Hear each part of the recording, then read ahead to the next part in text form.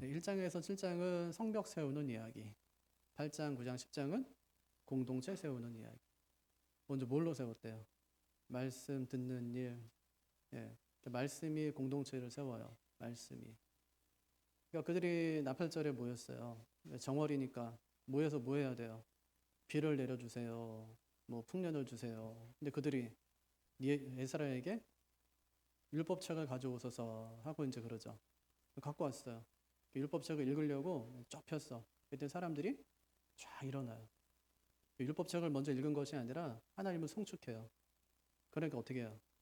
또 아멘 아멘 하면서 그 자리에 엎드려요. 그렇게 이제 말씀을 읽은 거예요. 근데 말씀을 읽는데 무슨 얘기인지 하나도 모르겠어요. 우리도 뭐 성경 낭독한다고 귀에 쏙쏙 들어오는 건 아니잖아요. 그래서 특별히 뭐 바벨론 70년 포로 기간 갔다 오고 나니까 언어를 많이 잊어버리고 아람어 이제 쓰고 있는데 히브리어 성경을 읽으니까 무슨 말인지 몰라요. 그러니까 레위 사람들이 같이 있던 레위 사람들이 곳곳에 가서 이제 말씀을 통역해주고 그 다음에 설명해주기 시작했어요. 그랬더니 말씀을 듣고 하니까 어때요? 마음이 부흥이 일어나니까 뭐가 나요? 눈에서 물이 쫙 나오는 거죠. 눈물이 쫙 나오는 거야. 그럼 눈물만 나올까요? 아니면 회개도 될까요?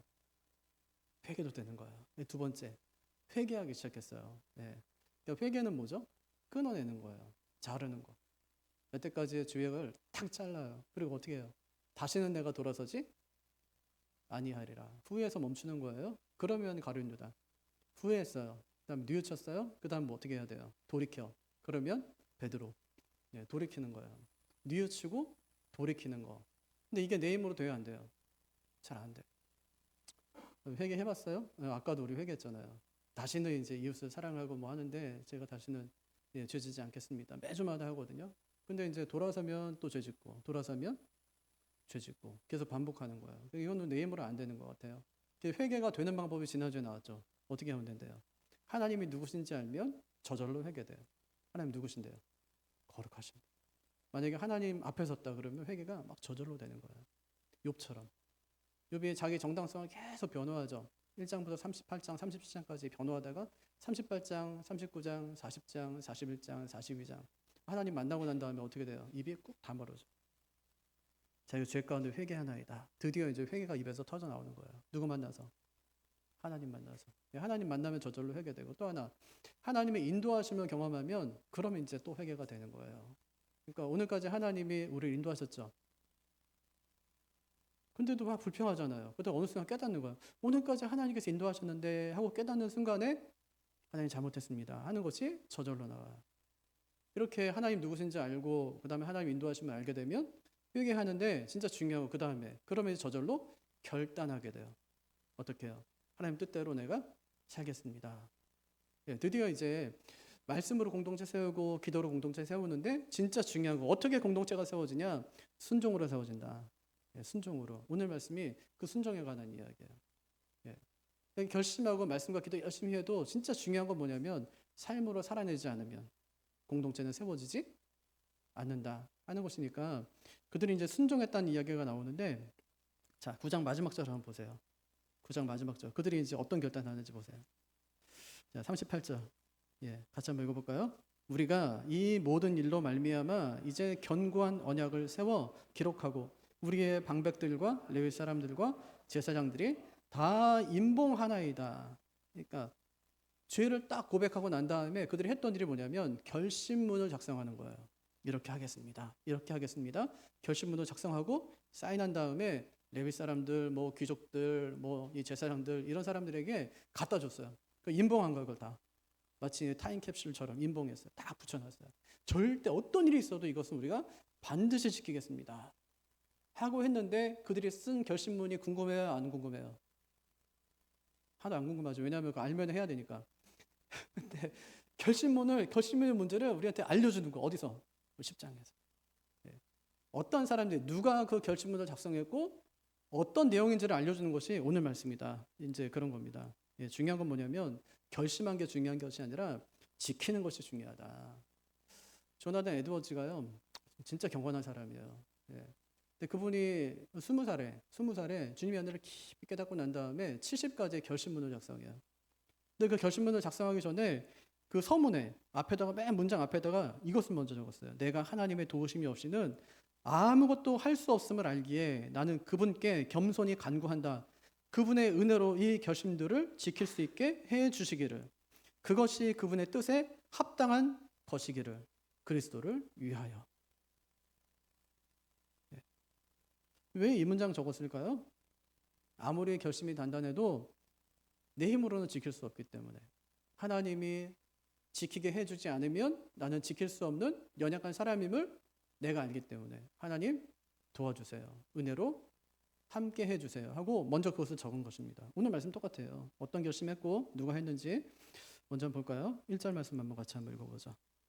자, 누가 먼저 해요? 그 임봉한 자는 하가레의 아들 총독 느헤미야와 시드기야. 누가 했대요? 제일 먼저. 총독 느헤미야, 시드기야는 서기관이거든요. 서기관이 하는 일은 뭐 몇 가지가 있죠. 하나는 필사하는 거, 성경 필사하는 거. 예, 굉장히 경건한 사람들이에요. 성경 필사하다가 여호와라는 단어가 나오면 어떻게 했대요? 붓을 꺾어요. 그리고 가서 목욕하고 와요. 세 붓을 가지고 여호와 부르지도 못해요. 그냥 아도나이 이렇게. 여호와라는 이름에는 모음이 붙어지질 않아서 어떻게 읽는지를 아직까지 YHWH 이렇게. 가장 정확한 발음이 아마 야훼일 것이다 이렇게 읽어요. 예. 또 말씀을 가르치는 사람. 예.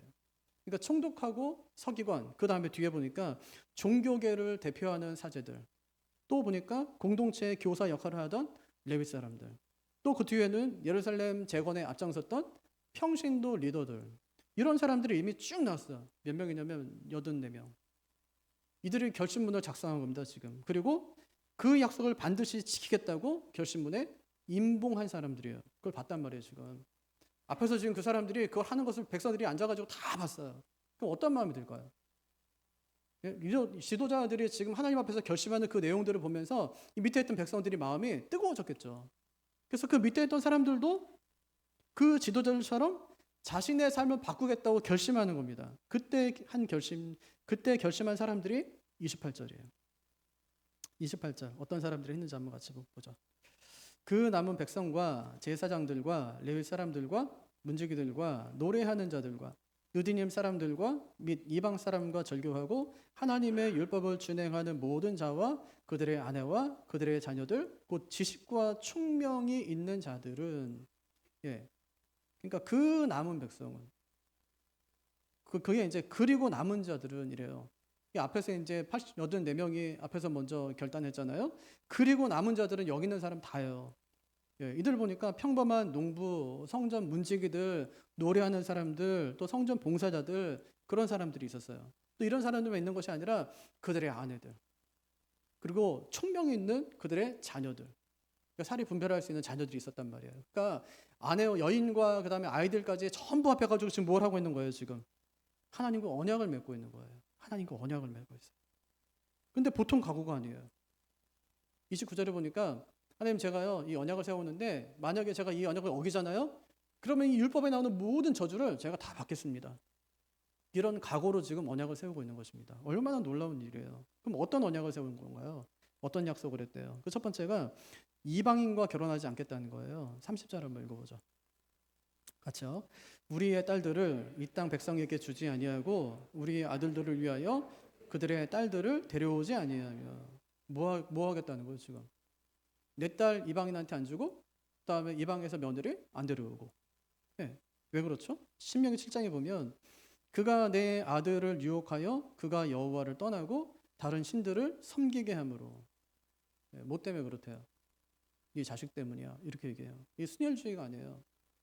뭐 인종 섞이면 안 되니까 이게 아니에요. 그게 아니라 다음 세대 신앙 교육 때문에 이방인과 결혼해서 우상이 가정에 들어오게 되면 그러면 자녀 신앙 어떻게 될까요?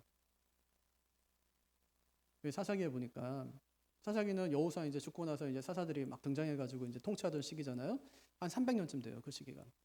근데 사사기 3장에 보니까 이스라엘이 가나안에 들어가서 딸을 주고 며느리를 얻었다는 내용이 나와요. 그 결과가 어떠냐? 또 그들의 신들을 섬겼더라. 며느리만 얻은 것이 아니라 또 그들의 신을 섬겼더라. 이렇게 얘기합니다. 그리고 사사시대 끝났어. 왕정시대가 들어왔어요. 솔로몬이 왕이 되었죠. 솔로몬이 바로의 딸 외에 이방의 많은 여인을 사랑하였으니 너희는 그들과 서로 통혼하지 말라. 그들이 반드시 너희의 마음을 돌려 그들의 신을 따르게 하리라 하셨으나 솔로몬이 그들을 사랑하였더라. 솔로몬이 나이가 많을 때에 그의 여인들이 그의 마음을 돌려 다른 신을 따르게 하였으므로. 나라가 어디서 망해요? 전쟁터에서 망하는 게 아니라 안방에서 망해요. 이스라엘이 안방에서 무너진다고요. 예루살렘 그 앞산에다 그모스 산당 세우죠. 몰렉 산당 세우죠. 자녀들 신앙 다 파탄나죠. 나라가 두 쪽으로 갈라져. 그리고 바벨론은 포로로 이제 잡혀가거든요.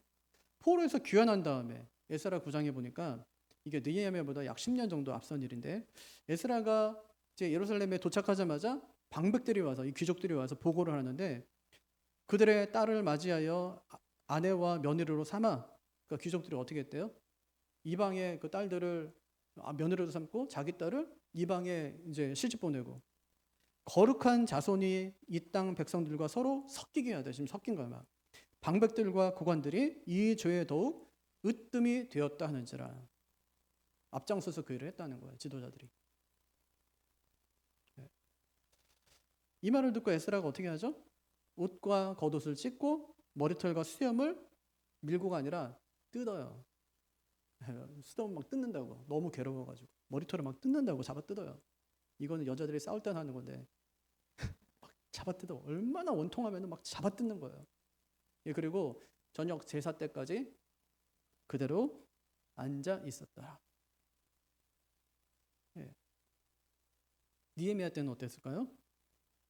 그때도 여전히 당시 예루살렘에서 이방인과 결혼한 가정의 자녀들이 히브리어, 모국어를 사용하지 못해요. 모국어를 모르니까 모국어로 기록된 말씀도 읽을 수가 없어요. 자녀 교육이 그냥 거기서 끝나는 거예요. 이런 비극적인 일이 계속 일어나고 있는 거예요. 그래서 하는 말이 뭐냐면 이방인과 결혼하지 않겠습니다 하는 거예요. 이방인과 결혼하지 않겠습니다. 왜냐하면 자녀의 신앙교육 때문에. 믿지 않는 아내가 자녀들을 신앙으로 양육할 수 있을까요? 그럴 수는 없죠.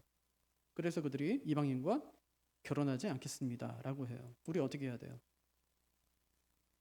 리처드 백스터라는 아주 경건한 목사님인데, 그 목사님이 기독교 생활 지침을 여러 권 쓰셨어요. 그 중에 세 번째 책에 보면 배우자 선택법이 있어요. 거기 보면 하나님의 부르심과 승인을 확신할 만한 결혼을 하게 할 정당한 이유 없이 정욕이나 성급함으로 결혼하지 않게 주의하라. 이 번역본이 좀 이상해서 그런데, 만약에 하나님의 부르심과 그 승인이 확실하지 않다면, 이거 하나님께서 하신 게 맞아, 뭐 그렇게 이제 그렇게 이야기할 정당한 이유가 없다면 정욕이나 성급함으로 결혼하지 않게 주의하라.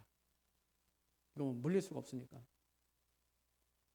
그리고 당신이 하나님을 두려워한다면 결혼에서 최고의 목적은 당신 영혼에 도움이 되고, 이게 첫 번째.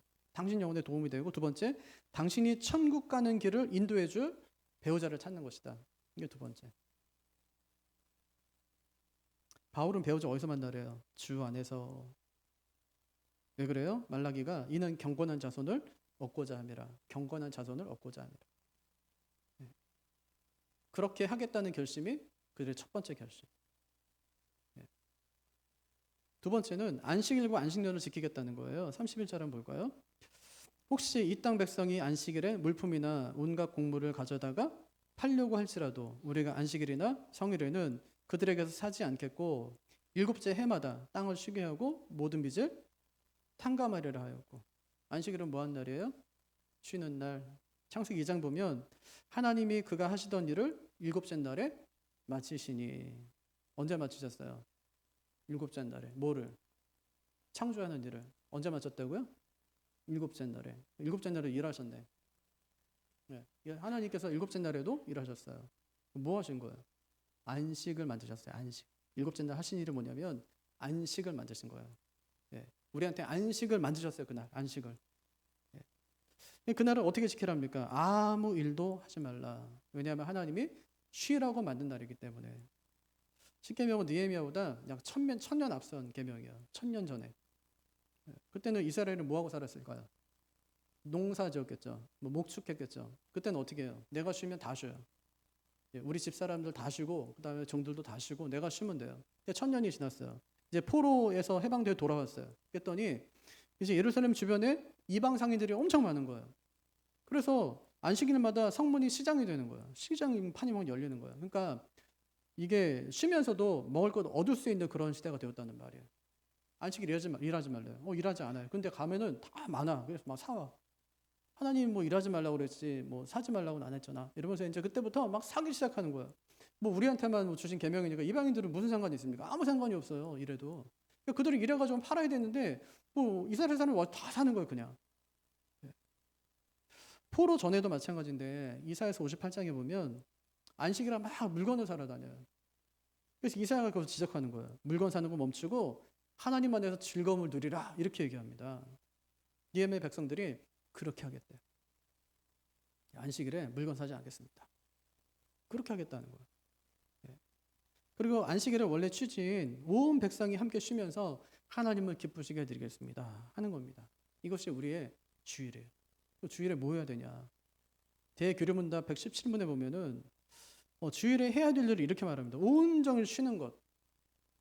좋은 거잖아요. 온종일 쉬는 것. 또 다른 날에 할 수 있는 세상 일, 오락을 그만둘 것. 또 시간을 전적으로 예배하는 일에 드릴 것. 그들이 그렇게 하겠대. 그렇게 하겠습니다. 우리는 어떻게 해야 됩니까? 몇 년 전에 조희안 구단이 바둑하는 기사인데 광저우 아시안 게임 때 페어 종목에 출전했어요. 이게 보통 바둑은 혼자 이렇게 둘이 두잖아요. 근데 종목이 하나 생겼어요. 더. 남자 여자 여기 남자 여자. 그래서 나 한 번 두고 이 사람 한 번 두고 남자 한 번 두고 이렇게 계속 번갈아 두는 거예요. 근데 그게 주일날 열렸어요. 안 나갔잖아요. 욕 엄청 먹었습니다. 이 사람은 뭐예요? 아시안 게임 나왔는데 지금 나 주일 때문에 못 들어갔는데 엄청난 결단인 거예요. 2005년도에도 마스터즈배 여자부 결승전에 올랐는데 포기했어요. 왜요? 주일날 열렸거든요. 여러분 자녀가 만약에 이런 상황이면 여러분 어떻게 말씀하시겠어요? 올림픽은 4년에 한 번 열리는 거지만 주일은 7일 만에 있는 거기 때문에 해도 되고 온라인 하면 된다. 온라인 하면 된다. 그게 그녀의 신앙입니다. 그게 그녀의 신앙인 거예요. 주일을 그만큼 소중히 여긴 것이죠. 또 안식년을 지키겠대요. 또 거기 보면은 7째 해마다 땅을 쉬게 하고 모든 빚을 탕감하리라. 그러니까 7년을 농사 주기로 하면은 7년째 해당하는 그 해는 하나님께서 어떻게 하래요? 땅을 쉬게 해라. 종들을 해방시켜라. 빚을 탕감해줘라. 세 가지예요. 땅을 쉬게 하고 종들 풀어주고 빚을 탕감하게 해라. 이거 다 지키고 나면 다 거지되는 거예요. 누구 좋은 일이죠? 이거는 가난한 사람들 좋은 일이에요. 부자들은요. 다시 제로 베이스에서. 그동안 벌어놓은 거 다. 근데 가난한 사람들한테는 두 번째 기회를 주는 것이죠.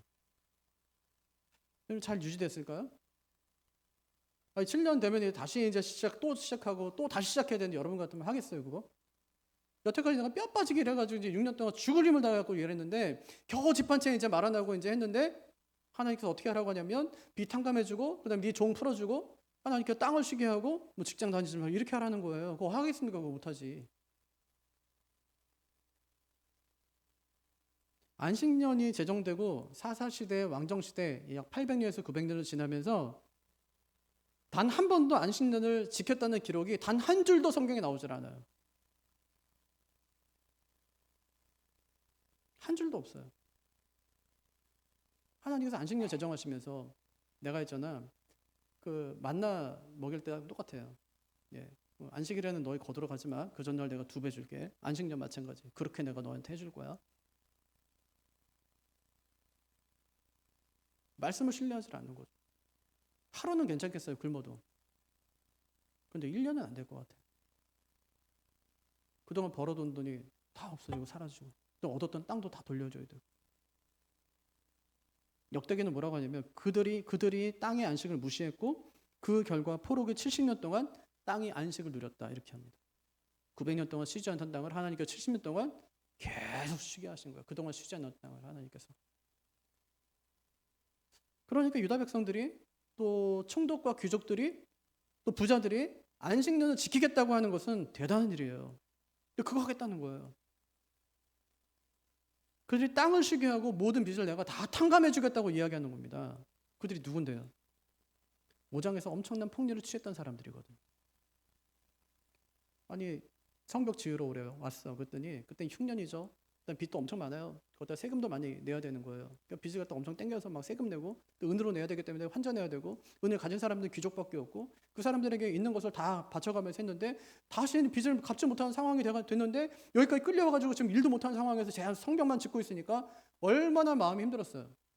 공동체를 무너뜨리는 것이 저 밖에 있는 사람들이 아니라 이 안에 있는 공동체에 있는 사람들이 알게 되고 그 다음에 느헤미야가 취한 조치가 뭐죠? 빚을 탕감해 주자 이거예요. 빚을 탕감해 주자. 힘들게 그들이 빚을 탕감해 주자고 이렇게 얘기했어요. 그 사람들이 하는 고백입니다. 지금 빚을 갚을 수 없으니까 뭐 자기의 밭을 저당 잡혀야 되고 그 다음에 자기의 자식들을 종으로 팔아야 되는 그 사람들이 그들 같은 여태까지 착복하고 취했던 그런 사람들이 지금 하는 고백이 뭐냐면 우리가 안식년을 지키겠습니다. 그 안식년을 지키겠습니다. 땅을 쉬게 하겠습니다.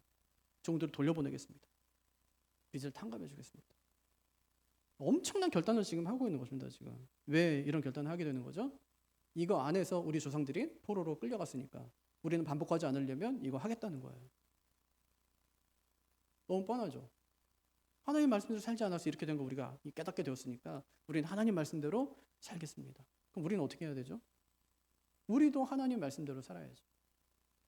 안 살면 저렇게 되가 뻔한데 하나님 계속 역사 속에서 보여주시는 것이 그것인데 하나님 진짜 살아계시고 하나님께서 우리의 삶을 인도하신다면 하나님 인도하시면 따라 살아가면 하나님께서 우리의 삶을 책임지신다는 것을 우리가 확실히 믿고 있다면 하나님 말씀 따라가는 것이 맞죠. 그게 가장 쉬운 방법이고 그게 옳은 방법이죠. 우리는 대개가 그렇게 살지는 않습니다. 근데 그래서 자신에게 손해가 되고 불편한 말씀 앞에서 그들이 엄청난 결심을 하는 거예요. 안식일을 지키겠습니다. 종에게 쉬라고 한다고요? 주인은 쉴 수 있을지 모르지만 종은 쉬는 사람이 아니에요.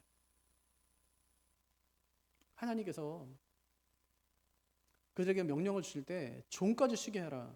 10계명 보세요. 제일 긴 계명이 뭐죠? 안식일을 지키라는 계명이에요. 제4계명. 다른 어떤 계명보다 가장 긴 계명이에요. 쉬라는 계명을 하나님께서 가장 길게 하십니다.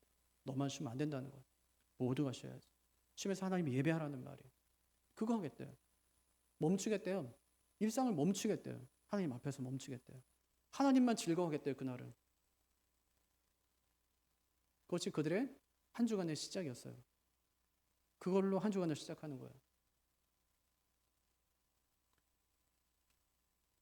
이것을 지키면 어떤 손해가 찾아올지 분명히 알고 있었지만 그들은 하나님 말씀대로 살겠다고 결단합니다. 이것이 그들이 했던 두 번째 결단이에요.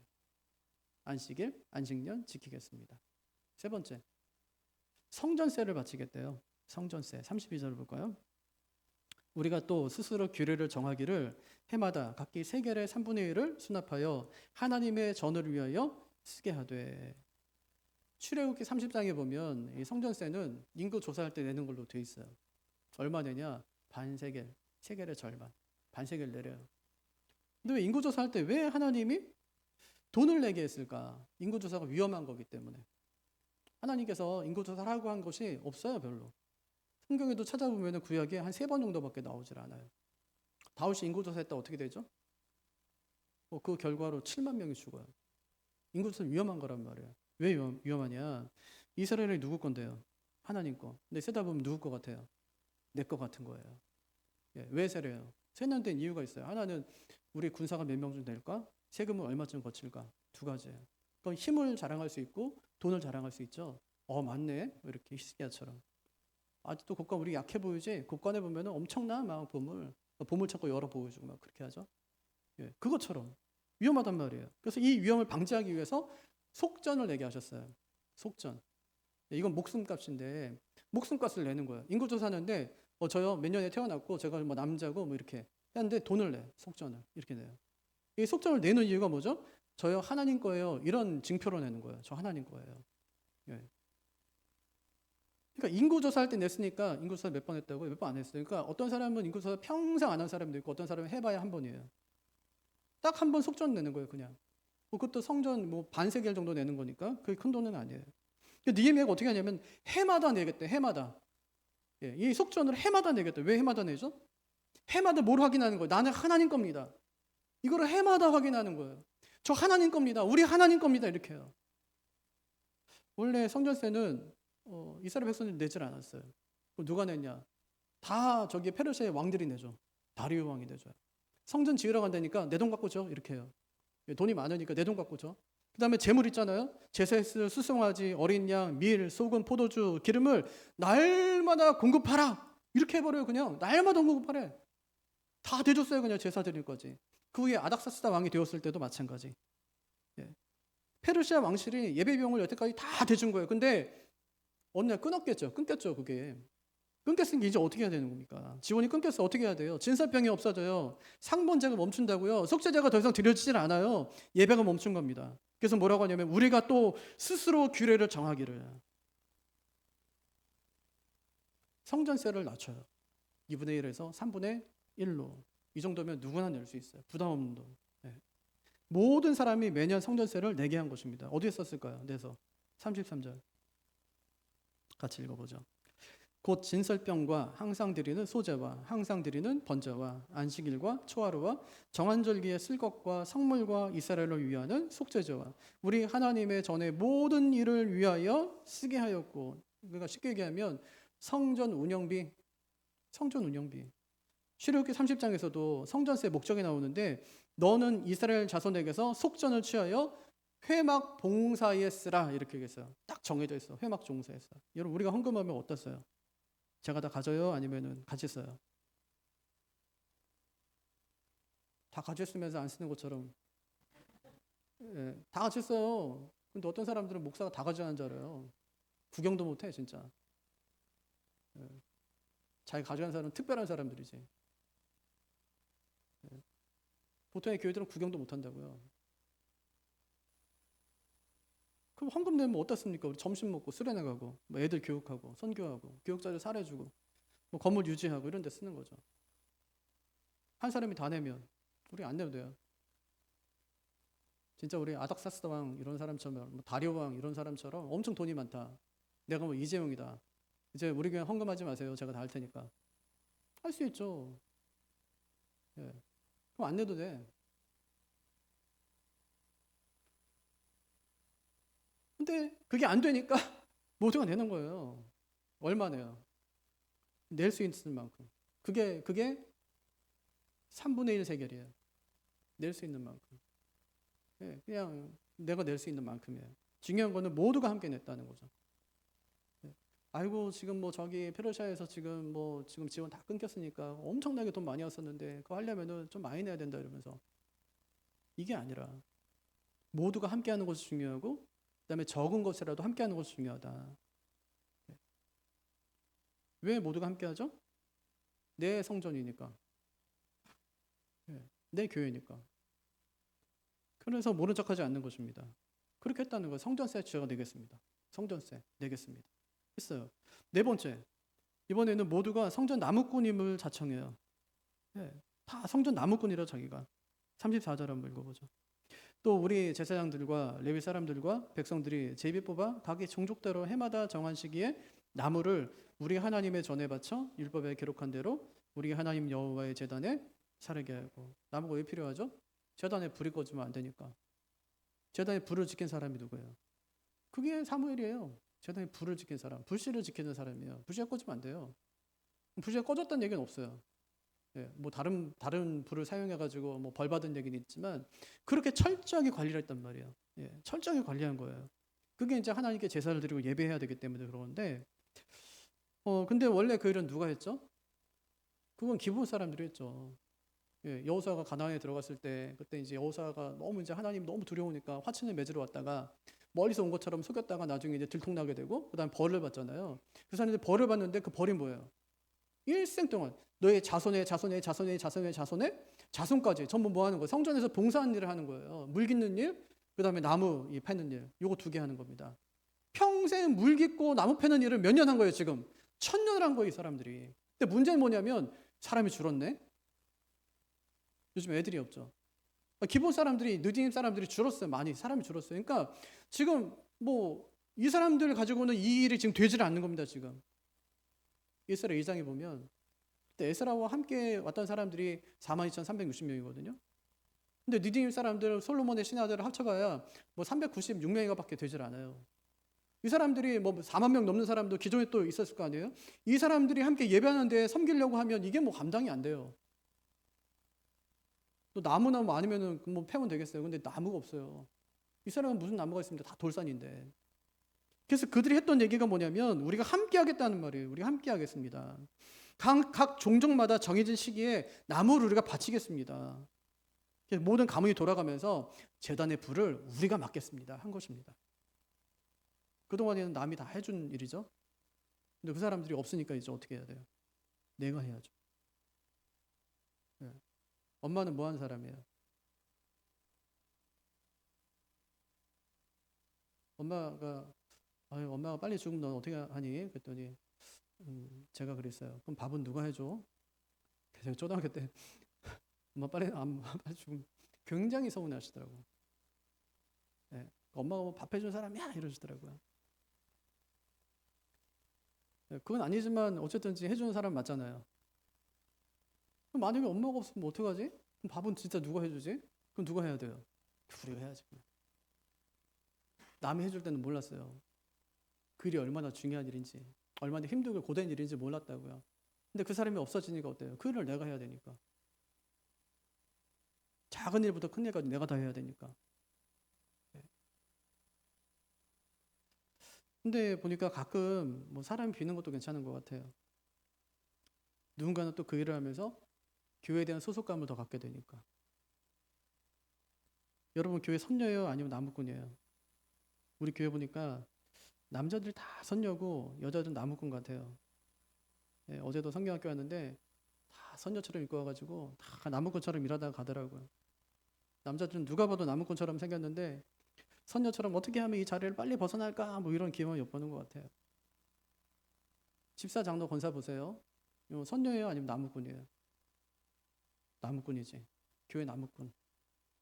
예, 재단에 불이 꺼지지 않게 땔감을 가득 채워놓는 사람. 나무꾼이죠. 직분은 선녀 옷을 입혀주는 게 아니에요. 나무꾼 옷을 입혀주는 것이지. 작업복에 일하라고. 예, 뽐내라고 입혀주는 옷이 아니라고요. 작업복 입었는데 뽐낸다. 누가 알아주겠어요, 그거를. 이들이 자처하는 겁니다. 우리가 나무꾼 되겠습니다. 저희가요 성전에 나무꾼이 되겠습니다. 자처하는 거예요. 돌아가면서 저희가요 성전에 나무를 가득 채워놓겠습니다. 성전의 불이 절대 꺼지지 않게 하겠습니다. 이런 결단을 하는 겁니다. 이것이 공동체를 세우는 일이에요. 이런 순종이에요. 그게 네 번째. 다섯 번째는 처음 것과 11조를 드리겠다는 거예요. 35절 한번 읽어볼까요?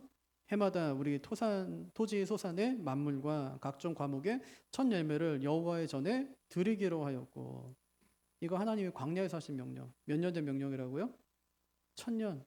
예, 네가 만약에 가나안에 들어가면 네 토지에서 처음 거둔 열매의 가장 좋은 것을 가져다가 내 하나님 여호와의 전에 드릴지니라. 왜 첫 열매 드리라고 할까요? 첫 것은 누구 거기 때문에? 하나님 거기 때문에. 36절. 그럼 장남은 누구 거예요? 장남도 하나님 거. 그럼 어떻게 드려요? 아니 우리 토지의 소산을 하나님께 드리는 거 알겠어요. 그런데 장남은 어떻게 드려요? 첫 아들을 하나님께 드려요? 성전에다 드려요? 그렇게 드리는 게 아니라 대속금을 지불했어요. 장남은. 첫 아들을 낳잖아요. 대속금 지불하는 거예요. 얼마냐면 은 5세겔. 지불한 목적 이유가 뭐냐? 이 아들 하나님 겁니다 하고 고백하는 거예요. 이 아들 하나님 겁니다. 예. 돈 주면서 하나님께 제가 샀습니다 이 의미가 아니라 이 아이가 하나님 것입니다 하고 하나님께 인정해 드리는 행위예요. 우리가 월세 살잖아요. 그 월세 낸다고 그 집 내 집 되는 거 아니잖아요.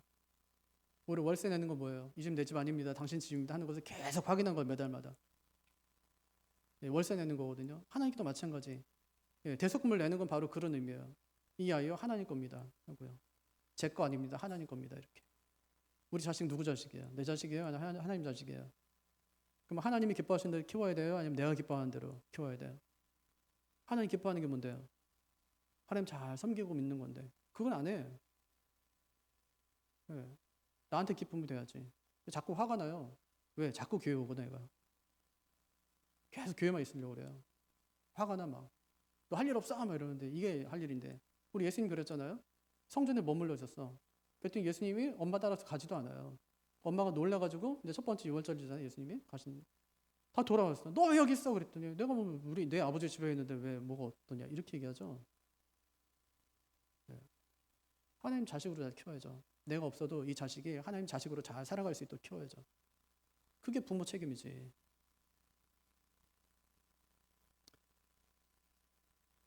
이렇게 천 열매를 드리겠다 그렇게 얘기한 다음에 또 하나 이제 11조 드리겠대요. 11조 37절 한번 보죠.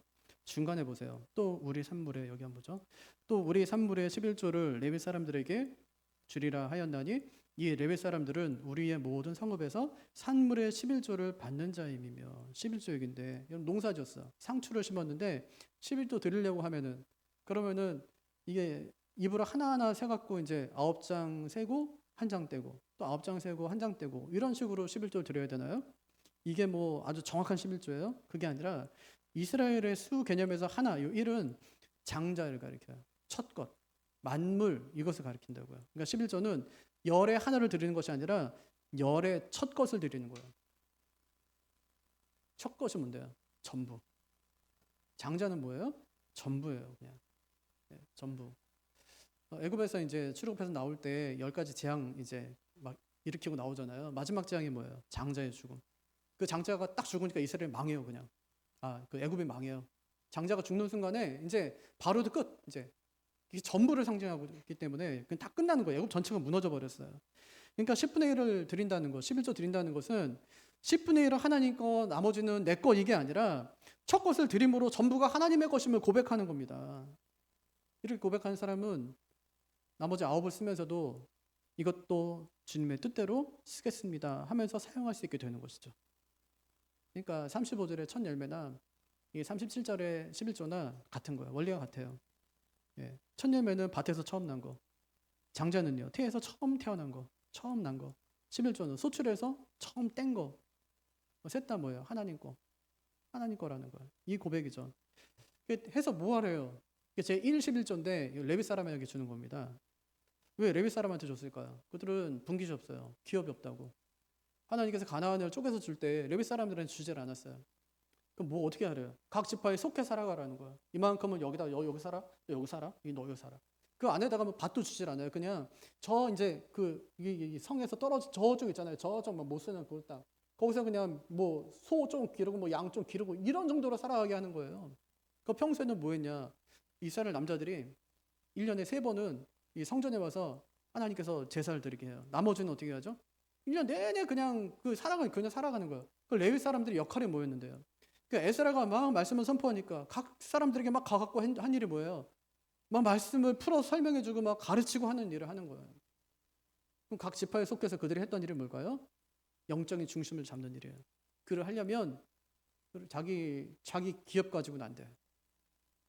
목회자 이중직 할 수 있죠. 교회가 어렵고 하니까 이제 할 수 있어요. 근데 중요한 건 뭐냐면 하면서 이 일을 할 수 있는가 생각해보면 잘 안 될 것 같아요. 전적으로는 못할 것 같아요. 여러분처럼 만약에 직장생활 하면서 막 주일날 새벽기도 막 다 해가지고 설교 준비하라고 하면 AI가 다 해줘야 됩니다. 못해요. 말씀 준비할 시간이 없어요. 연구할 시간이 없다고요. 깊이 전할 수가 없어요. 해보니까 안 돼요. 기도하는 일, 말씀 전하는 일, 전무하면서 이제 해야 되는 게 이게 사역인데 요일만 해도 정말 엄청나게 많아요. 매일 글 쓰는 거 장난이 아닙니다. 밴드에다 올리는 거요? 4시간씩 써야 돼 하루에. 어쩐지 한 줄도 안 써져요. 레위 사람들에게 기업을 주지 않는 이유예요. 그것만 하라는 거예요. 나머지는 내가 책임질 테니까. 그러니까 하나님께 너희 하나 뛸 때 나머지 9 가지고 살아가 아니에요. 9 가지로 살아도 충분히 살 수 있게 내가 해줄 테니까 하나 정도는 줘도 돼. 그거는 그들의 밭이야 이렇게요. 너희가 먹을 밭은 이만큼이지만 줘도 이것은 이들의 밭이니까 먹고 살 수 있게 해라. 누구를 위한 일인데요? 나를 위한 일이다 그것이. 그렇게 하시는 거예요. 선심 쓰는 게 아닙니다. 그들의 몫의 기업을 되돌려주는 것이죠. 그럼 11조를 받은 레위 사람들은 자기들도 11조 했을까요? 안 했을까요? 목사는 11조 해야 돼요? 안 해야 돼요?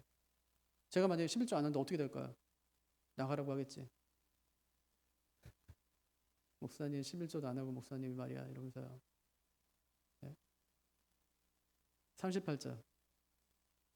레위 사람들이 11조를 받을 때에는 아론의 자손 제사장 한 사람이 함께 있을 것이요.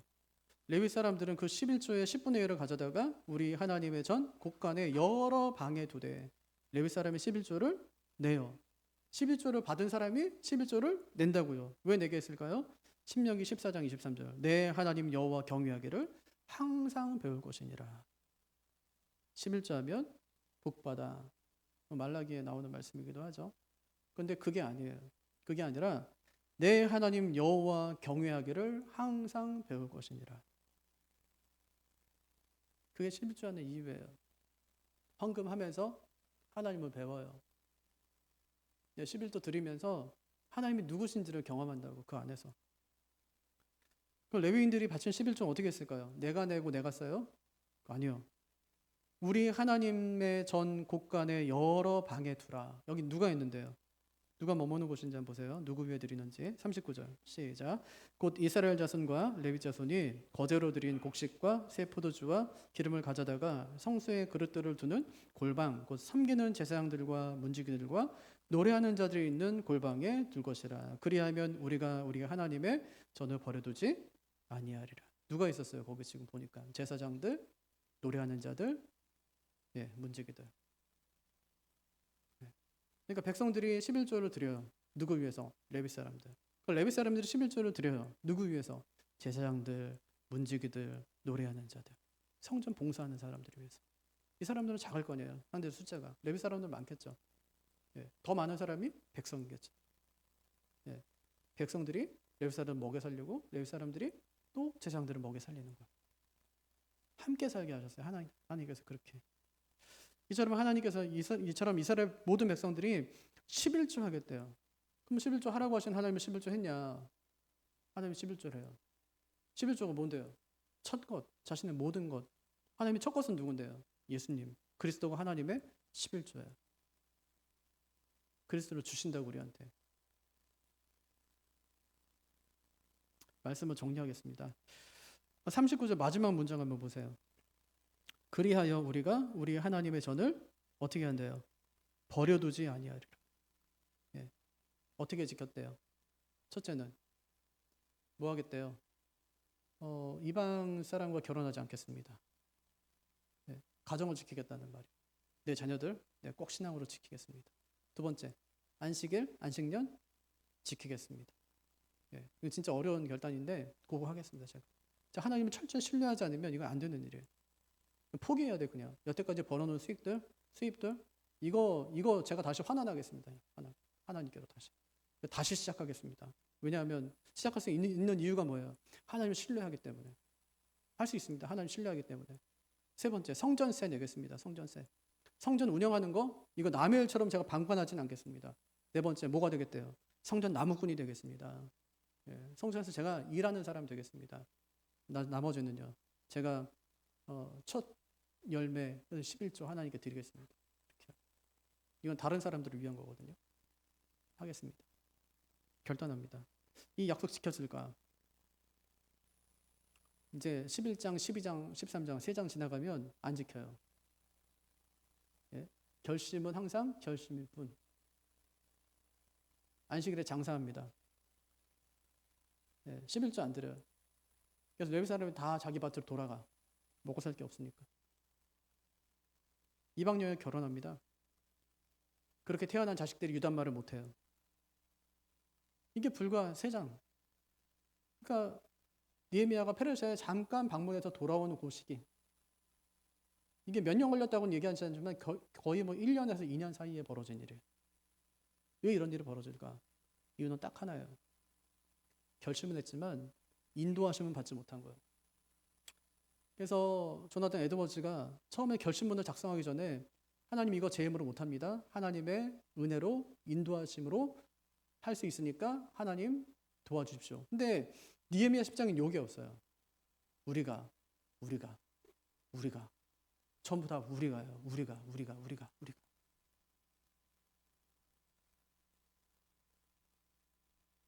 우린 결심한다고 될까 안 될까요? 안 돼요. 뭐가 있어야 돼요? 하나님의 은혜와 도우심. 왜 결심했는데 안 될까? 하나님의 은혜와 도우심이 덧입혀지지 않았기 때문에. 그럼 어떻게 하면 될까요? 결심문 앞에 작성하면 돼요.